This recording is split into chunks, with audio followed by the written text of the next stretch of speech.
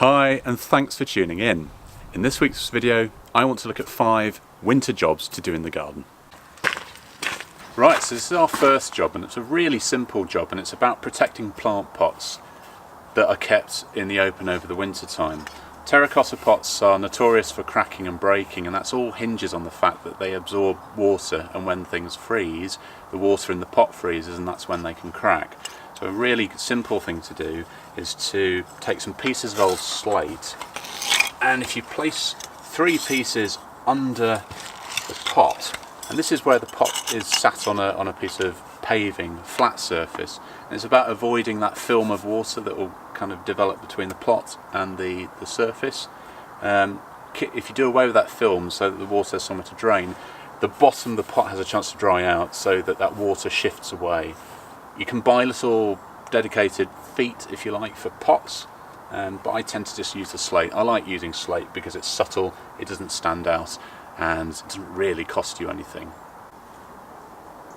Right, this is our next job, and this is about creating protection for plants that need it.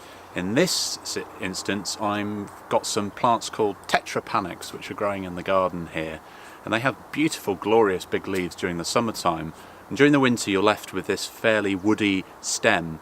Now that can be left out in the winter unprotected, but if you can give it some protection, the benefit of that is it means it gets off to a better start in the spring.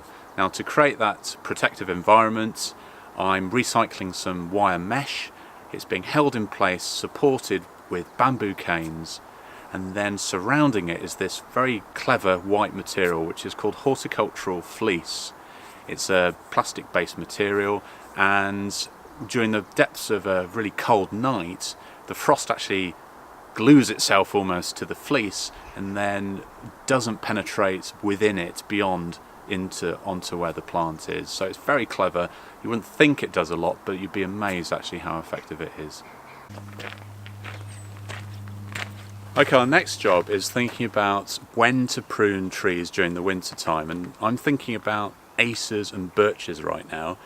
The cut-off point when you want to stop making any cuts into the wood and removing branches is the end of January, because of something called sap flow. And sap flow is when the tree starts to grow again come the spring. So if you cut a tree like an acer or a birch, it bleeds, it's sap, and that's not good, because that's a way in which disease, fungal things can actually get onto the wound. So if you cut them now, they don't bleed.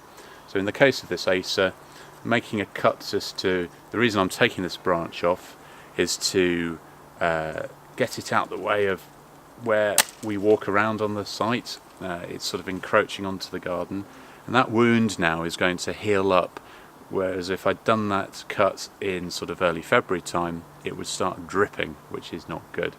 So with acers, birches, but also plum trees are trees that you need to kind of prune now, and make sure you stop doing that by the end of January.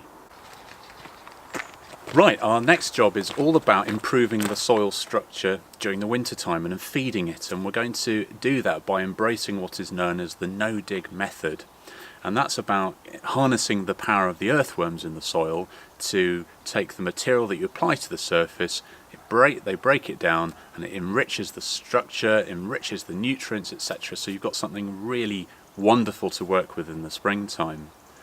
I'm using, in this instance, Lakeland Gold, which is a composted bracken and composted manure mix, beautiful to work with, and applying a layer of it to the surface. I'm not even going to dig it in, and just work on the basis of creating a depth of about 1 inch or so on the soil, and leave it be, and then come back to it in March when you're thinking about starting to work with the soil to get growing some vegetables, because here we're working on the veg garden in our raised beds, but this doesn't just apply to veg growing, it also applies to your conventional garden borders.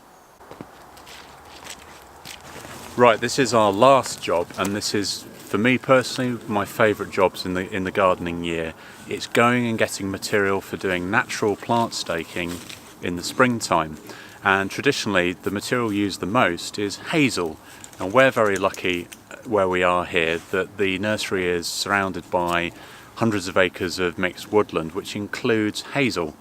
And I appreciate for a lot of you, you won't necessarily have access to a hazel wood, but my advice would be, if you like the idea of what you see me doing here, is to get in touch with local coppicing organisations near where you are. Even if you're in a big town, city, there will be areas around where wildlife trusts manage the grounds, and they should be able to tell you where you might be able to get this kind of material.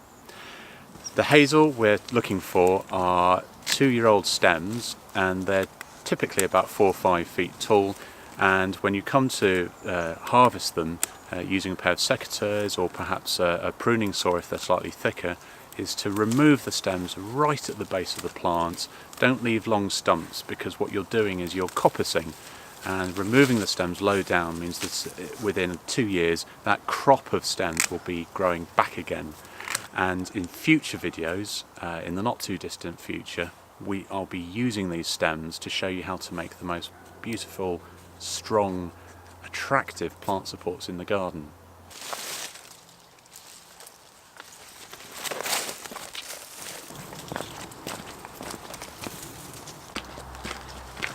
Now those hazel stems want to stay outside. The last thing you want to do is bring them indoors and dry them out. They need to stay nice and supple.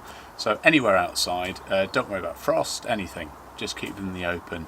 And just the other thing to note as well is that when you are looking for hazel, don't go into any random field and just sort of help yourself. You always need to get the permission of whoever's land it is you're using.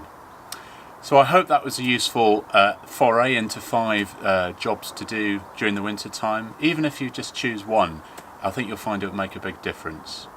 And the only thing it leaves me to also do is just to wish you the very best of New Year's, and let's have an amazing year in the garden in 2019.